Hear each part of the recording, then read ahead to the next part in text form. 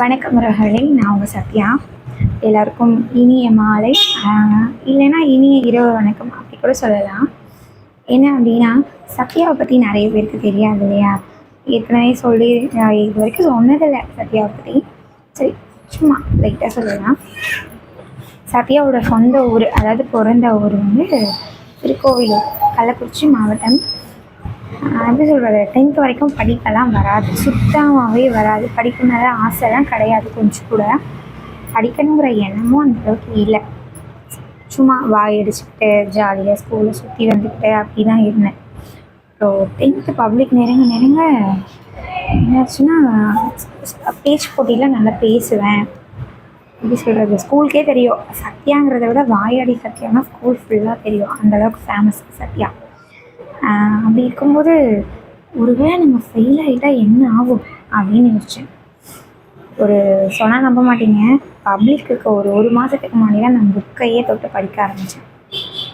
அப்படி படிக்க ஆரம்பித்தது தான் மார்க்கு கம்மி தான், 12th 272 மார்க் தான். அப்படியே இந்த வீடியோ பார்த்துட்ருக்கேன், நீங்கள் எல்லாம் உங்கள் மார்க் என்னென்னு கமெண்ட் பண்ணுங்கள், நானும் தெரிஞ்சுக்கிறேன். 10th 272 மார்க் தான் நான் எடுத்தேன். அடுத்து 10th அப்புறம் அதுவும் 10th ரிசல்ட் வந்து எல்லாம் ஊரே கேட்க ஆரம்பிச்சிருச்சு, சத்யா ஒரு ரிசல்ட் என்ன சொல்கிறதுக்கே அசிங்கம், கேவலமாக இருந்துச்சு. இந்த மார்க் எடுத்துகிட்டு வெளியே எப்படி போய் சொல்கிறது அப்படியே சொல்லிட்டு தெரிஞ்சுட்டு இருந்தேன். 271 மார்க் தான், 272 மார்க் தான். அப்புறம் 10th முடிச்சுட்டு 11th ஜாயின் பண்ணும்போது எனக்கு ஒரு ஆசை என்னன்னா, ஆசை நிறைய படிக்கணும்னு இருந்துச்சு. இது படிக்கணும், அது படிக்கணும், அப்படி படிக்கணும், அப்படி படிக்கணும் நிறைய இருந்துச்சு. ஃப்ரெண்ட்ஸ் எல்லாம் வந்து A1 A2 அப்படி சொல்லுவாங்க. A1னா கம்ப்யூட்டர் சயின்ஸு, A2னா மேக்ஸ் பயாலஜி. அப்புறம் B குரூப்னு ஒரு குரூப் இருந்துச்சு, அது வந்து zoology, botany, Tamil, English, chemistry, physics அது இருக்கும். அப்போ வந்து ஒரு HM இருந்தார். சொல்லப்போனால் நான் அவரால் தான் பாஸ் பண்ணேனே, ஏன்னா அவர் தான் அடிக்கடி கூப்பிட்டு பேசுவார், நீ நல்லா படிக்கணும், பேச்சு போட்டிலாம் நல்லா திறமையாக இருக்க, அதையே படிப்பில் மட்டும் அந்த ஆர்வத்தை காட்ட மாட்டேங்கிற, எந்த ஒரு டாபிக் கொடுத்தாலும் 1 மணி நேரத்துக்குள்ளே அதை நான் மனப்பாடம் பண்ணி பேசிடுவேன் ஸ்டேஜில். அப்படி இருப்பேன்னா அந்த HM பேர் சபரிமுத்து. எப்படி சொல்கிறது, நல்ல மனுஷன், சூப்பராக இங்கிலீஷ்லாம் எடுப்பார், கிராமர்லாம் அடிச்சிக்கவே முடியாது. அவர் மாதிரிலாம் கிளாஸ் எடுக்கிறதுக்கெலாம் ஒருத்தர் பிறந்து வரணும். எங்கள் ஸ்கூலில் 10th முடிச்சுட்டு 11th போகிறவங்களுக்கு வெல்கம் பார்ட்டி வச்ச மனுஷன் யாருன்னா அவர் தான். ஸ்கூல் அப்படியே எப்படி இருக்கும், மாதத்துக்கு ஒரு ஃபங்க்ஷனு, ஜாலியாக இருக்கும். கூப்பிட்டு அவர் பேசுவார், நீ படிக்கணும், இப்படிலாம் இருக்காத, 10th ஃபெயில் ஆகிட்டேன்னா அடுத்து கல்யாணம் பண்ணி கொடுத்துருவாங்க, ஏன்னா நம்ம எல்லாம் கிராமம் தான். 10th ஃபெயில் ஆகிட்டேன்னா கல்யாணம் பண்ணி கொடுத்துருவாங்க, அப்போ வீட்டில் சர்டிஃபிகேட்லாம் எழுதிட்டு இருக்கணும், வாழ்க்கையில் என்னன்னே பார்க்க முடியாது அப்படின்லாம் சொல்லி படிக்க வச்சார். அப்போயும் 10th மார்க் கம்மி. சரி, 10th வந்து மற்ற சப்ஜெக்டாக ஞாபகம் இல்லை. மேக்ஸில் 35, கரெக்டாக 35, ஒரு மார்க் குறைஞ்சிருந்தா ஃபெயில். அதுக்கடுத்துலாம் அவ்வளோலாம் என்னென்னு பார்த்துருந்தேன்னு எனக்கே தெரியல. அப்புறம் என்னாச்சு, நான் A2 படிக்கிறேன், மேக்ஸ் பயாலஜி எடுக்கிறேன் அப்படின்னு சொல்லிட்டு அவர் தான் HM ஆச்சே, அவர் கையெழுத்து போட தானே அந்த குரூப் சேர முடியும். அவர் என்னை கூப்பிட்டு, இங்கே பாரு பாப்பா, நீ ஏற்கனவே மேக்ஸில் வீக்கு, 10th மாதிரி 12th கிடையாது, 35 மார்க்லாம் எடுக்க முடியாது, 70 மார்க் எடுத்தால் தான் பாஸ் பண்ண முடியும். அது ஒவ்வொரு சம்மும் ரொம்ப கஷ்டம், நான் உனக்கு நல்லா சொல்கிறேன் கேட்கோ, நீ பேசாமல் B குரூப் எடுத்து சயின்ஸ், பியூர் சயின்ஸ் எடுத்துரு, அது உனக்கு அதில் ப்ராக்டிக்கல் அதுன்னு 200 மார்க் மேலே வரும், பாஸ் பண்ணிடுவேன், அடுத்து ஏதாவது ஒரு டிகிரி படிச்சுடுவேன் அப்படின்னு சொல்லி சேர்த்து விட்டார். சரி, நானும் ஃபஸ்ட்டு கஷ்டமாக இருந்துச்சு சொன்னதை கேட்குறது. அப்புறம் சரி பரவாயில்ல, ஏற்றுக்கலாம், படித்தாகணுமே, வேறு வழியிலேயே, வீட்டில் இருந்தால் சட்டி கணக்கில் விட்டுருவாங்கன்னு சொல்லிட்டு ஜாயின் பண்ணியாச்சு. ஜாயின் பண்ணி போச்சு அப்படியே 11th 12th வரைக்கும் தெரியல லைஃப்னா என்ன அப்படின்னா. அப்புறம் 12th கொஞ்சம் ஓரளவுக்கு படிக்க ஆரம்பிச்சிட்டேன், 12th படிக்க ஆரம்பிச்சுட்டு 12th கொஞ்சம் ஓரளவுக்கு நல்லா படிப்பேன். 12th வந்து 731 மார்க், எனக்கு இன்னும் நல்லா ஞாபகம் இருக்குது, 731 மார்க் எடுத்தேன். அப்படியே நல்லா இருந்துச்சு, அடுத்து காலேஜ் நம்மளும் போக போகிறோம்டா அப்படின்னு ஒரு சந்தோஷம். என்ன பண்ணேன்னா, Tiruvannamalai arts and science college, Villupuram arts and science college, அப்புறம் வடசென்னிமலை சொல்லுவாங்க, அது வந்து கள்ளக்குறிச்சி பக்கம் இருக்குது. எத்தனை பேருக்கு தெரியும்னு தெரியல, தெரிஞ்சிருந்தா அப்படியே ஒரு கமெண்ட் பண்ணுங்கள், நான் தெரிஞ்சுக்கிறேன். அப்படியே பார்த்தீங்கன்னா அந்த காலேஜை பார்த்து நான் விழுந்துட்டேன். படித்தா இந்த காலேஜில் தான் நான் படிக்கணும் அப்படின்ட்டு வடசென்னிமலை காலேஜ் ஆத்தூர் கிட்ட அந்த காலேஜ் ஜாயின் பண்ணி அந்த காலேஜுக்கு அப்ளிகேஷன் போட்டு கவுன்சிலிங் வர சொல்லிட்டாங்க. கவுன்சிலிங் பார்த்தா காலேஜ் எப்படி இருக்குன்னா, அப்படியே முன்னாடி காலேஜ் நடுவில் ரோடு இருக்கும், ரோட்டுக்கு ஆப்போசிட்டில் மலை மேலே முருகர் கோயில். எனக்கு முருகர்னால் ரொம்ப பிடிக்கும். அந்த ஆசையில் இந்த காலேஜில் நான் படித்தா இந்த காலேஜ் தான், திருவண்ணாமலை காலேஜும் வேணாம், விழுப்புரம் காலேஜும் வேணாம் அப்படின்னு ஜாயின் பண்ணியாச்சு காலேஜ். நமக்கு தான் கடவுள் எதையுமே சந்தோஷத்தை கொடுக்க மாட்டார். ஜாயின் பண்ணி காலேஜ் ஒரு 3 மாதம் தான் போயிருக்கேன். எங்கள் அப்பா ஃபாரினில் இருந்தார், கொஞ்சம் கஷ்டம் வீட்டில். ஒரு 2-3 மாதம் எங்கள் அப்பா ஃபாரின்லேருந்து ஃபோன் பண்ணலை, ஒன்றும் இல்லை.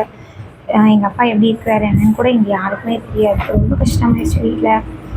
அப்புறம் என்ன பண்ணுறது, வீட்டில் கஷ்டமாக இருக்குது, எப்படி நம்ம காலேஜ் போக முடியும், ரொம்ப கஷ்டம் வீட்டில். அன்றைக்கி சூழ்நிலைக்கெலாம் ஒரு 70 ரூபாய் இருந்தால் தான் காலேஜுக்கு போக முடியும். ஹாஸ்டல் கிடச்சிருச்சு, ஏன்னாலும் நம்ம ஹாஸ்டல் நல்லா இருந்துட்டு வீட்டில் இருக்கவங்க கஷ்டப்படக்கூடாது இல்லையா. அடுத்து நம்ம தான் வீட்டுக்கு பெரிய பொண்ணு, எனக்கு அடுத்து 2 தம்பி, நம்ம ஃபேமிலியை நம்ம தான் பார்க்கணும் அப்படின்னு முடிவு பண்ணி ஹாஸ்டல்லேருந்து வீட்டுக்கு வந்துட்டேன். வீட்டுக்கு வந்து எனக்கு படிக்கலாம் பிடிக்கல, நான் வேலைக்கு போகிறேன் அப்படின்னு வீட்டில் ஆச்சா போச்சுன்னு கற்றுனாங்க. இதுக்காக நான் காலேஜ் சேர்த்தேன் அப்படியா இப்படியா, எனக்கெலாம் தெரியாது. நான் படிக்க போகல, வேலைக்கு போகிறேன் அப்படின்ட்டு வேலைக்கு கிளம்பியாச்சு. இங்கேனா கோயம்புத்தூரில் கேபிஆர்னு ஒரு கம்பெனி. ஃப்ரெண்ட்ஸ் கூட சேர்ந்து போகலான்ட்டு போனால் அதில் வந்து ஆளுக்கு அவங்கவுங்க இஷ்டத்துக்கு ஒரு இடத்துக்கு போனாங்க. கேபிஆருக்கு போனால் படிக்கலாம், அங்கே வந்து ஸ்டடி ப்ளஸ் வேலை 2 இருக்குது. எப்படின்னா காலையில் 8:30 மணிலேருந்து சாயந்தரம் 6 மணி வரைக்கும் வேலை, அப்புறம் 6:30-7 மணி போல் கிளாஸு. தமிழ்நாடு ஓப்பன் யூனிவர்சிட்டி மூலயமா கிளாஸ் எடுப்பாங்க, சூப்பராக இருக்கும். அந்த சொன்ன நம்ப மாட்டீங்க, கேபிஆர்னு ஒரு கம்பெனி 10,000 பொண்ணுங்க வேலை செய்கிறாங்க.